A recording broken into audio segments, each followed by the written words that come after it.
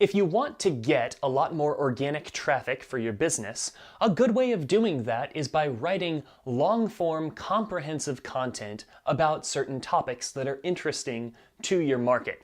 Now, those long-form pieces tend to be called pillar pages by content marketers.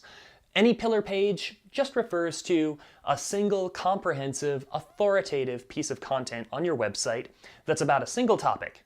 And that page is written to attract all kinds of search traffic to it. And then, of course, that page links out to more specific, shorter articles that link back to that. There's a whole system of thought that HubSpot has made pretty popular since 2017. And it works for a lot of people. It works for me, it works for my clients. A lot of businesses enjoy this.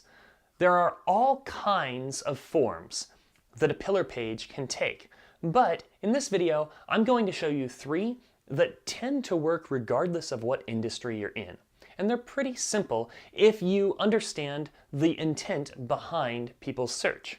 Of course, writing a pillar page isn't as simple as just opening your laptop and hammering out 3,000 words. Otherwise, anyone could rank for anything. It really comes down to what people are trying to learn when they're Googling search terms around a given topic.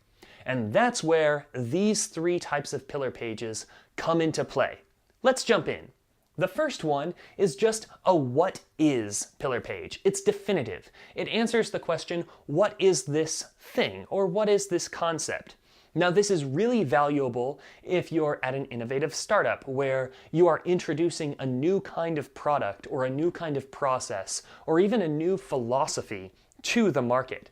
And a great way of attracting traffic around that concept is by writing a definitive guide about it. If you do something really well or you want to educate people on a certain concept, then explaining what it is and making a case for it, or at least making a case for why it's important, can be a great way to gain organic traffic. This is really effective for top-of-funnel education. So these posts tend to attract a lot of searches where people are in a meeting and a new term comes up and they think, oh, well, I've never heard that before. And so they Google it and then they look at the pages that come up. This is a great way for your business to be there to educate people as soon as they're trying to learn about your product category. For example, let's say you're running a coffee website. An opportunity for a what is pillar page would just be saying, what is a French roast? And you can start by giving a quick definition, telling people why that definition is important. You can dig into the history, you can compare it to other similar concepts like what's a French roast versus what's an Italian roast. There's all kinds of stuff that you can do to explain what something is. This works really well. This is a really fun kind of post to write because you get to introduce people to a concept. And it should be a concept that is very important to your business. The second type of pillar page that works really well is the how-to pillar page. So instead of explaining what something is, you're explaining how something is done. It's really great for helping your market solve certain problems or perform or improve certain processes that the people you're trying to reach need to do in their jobs. It's also a great place to make a case for your product. You know, it shouldn't be a long form ad for what you do, but if you make a tool or a product that helps people accomplish this, then that's a great place to plug it in and say this is a lot easier when you use our tool. So you get some top of funnel education, but you also get to put in a good word for yourself in these kinds of pages, which makes them pretty fun for marketers. Step-by-step tutorials work really well. Using images is a good move in a lot of these. For example, let's go back to our hypothetical coffee website. You could create a how-to pillar page on how to steam milk properly. It's a process. It's something that a lot of people struggle with and they don't necessarily know how to do it right the first time. And so you can educate them, and if people are Googling, how do I steam milk? How do I make milk foam? Then you'll pull them to that page. A lot of fun, great way to establish yourself as a thought leader in your space. The third kind of pillar page that I've seen work really well across industries is the best of pillar page. So you've seen plenty of listicles. They'll list 20 tips or strategies or facts about certain items. It's just a straight list of valuable things to your market, grouped around a certain topic.